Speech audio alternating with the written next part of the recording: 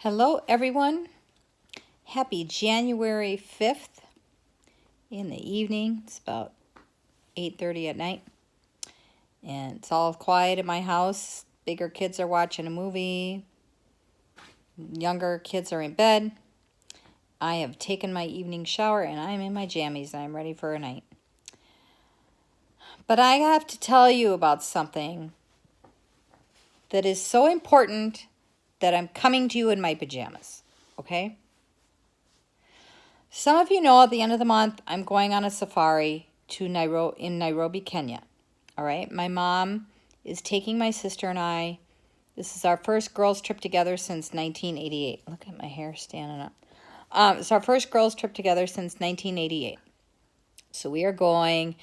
I don't know what I'm more excited for, the actual safari or our day trip to the David Sheldrick Wildlife Trust Baby Elephant Orphanage.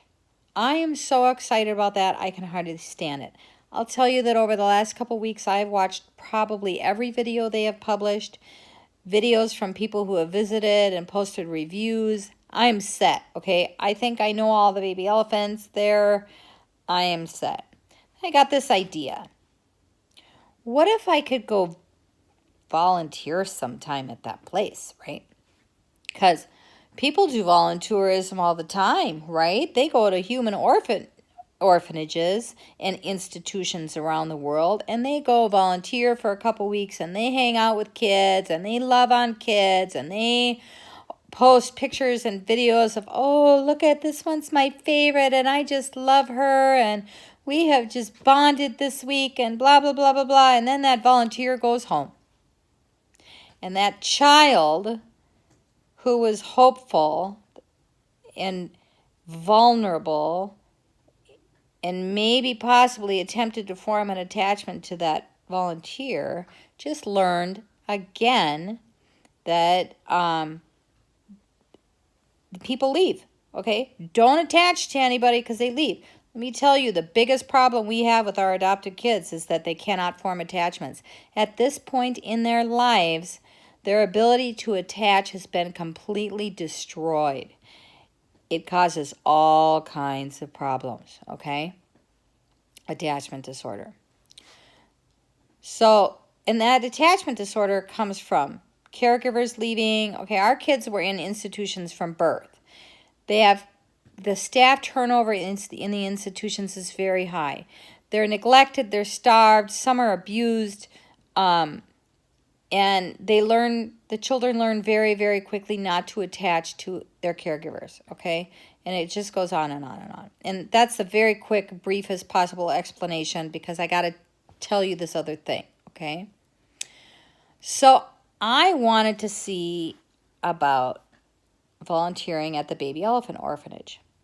Now, I'm sure they get this request all the time because, I mean, who doesn't love little baby elephants playing with their trunks and, right? They're probably the cutest creature in the world. And so I'm sure they get this all the time. So I go look on their website. They get this question so much that it's in their facts page, okay? Now I'm going to read you something.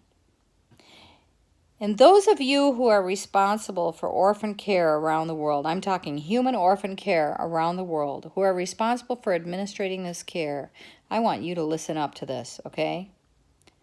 Open your ears and listen while I read. Can I volunteer at the David Sheldrick Wildlife Trust in Kenya? And here's their response. Unfortunately, the David Sheldrick Wildlife Trust cannot offer any volunteer opportunities because caring for orphaned elephants is a long-term commitment. Our primary concern is for the orphans and their overall well-being. Since the elephants have already endured the trauma of losing their families when becoming orphaned, we try to avoid any further emotional upset which could be caused by the loss of a keeper or caregiver. In caring for the orphans as a temporary family until they are ready to return to the wild, our keepers therefore commit to remain with them for up to 10 years to ensure the continuity of care and prevent any psychological disturbance.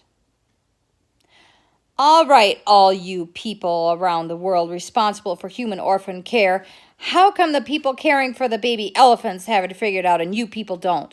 How come kids in U.S. foster care system are bounced all over the place from house to house to house and they're not allowed to form any bonds? How come you'll place a child in long-term foster care and then when it's time to adopt, that foster family isn't good enough to adopt, but you'll send them to yet another family, so they've lost again? How come those of you in other parts of the world running institutions and the few institutions left in the United States don't give a crap about those kids enough to care for them and to provide continuity of care throughout their childhood until they are adults and past that point? How come the elephant keepers have it figured out and you people do not? I think every single one of you administrators need to pack yourself a bag, get on a plane to Nairobi, and go hang out with the baby elephant orphanage administrators and take a hint. Get some lessons on how to do it because they've got it figured out and you people don't. I am so tired of hearing the stories of these kids being bounced around. I am tired every single day of caring for my kids who have been so significantly damaged by their lack of by the care or they did or did not receive in the institution. I am so tired of every single family who comes home with a kid who calls me and says, "What do we do?" And I'm telling you, and I'm having to tell them, this child has very significant attachment problems. And here's some things you're going to have to do. And by the way, it will likely never go away. You people need to figure this out. I am so angry right now. I about hyperventilated when I read this today on this elephant care website. You people are responsible for the care of children, for administering the care of children. I am ashamed of the human race right now, actually. Please, if the people caring for the elephants can figure it out, how come the people caring for the children can't figure it out?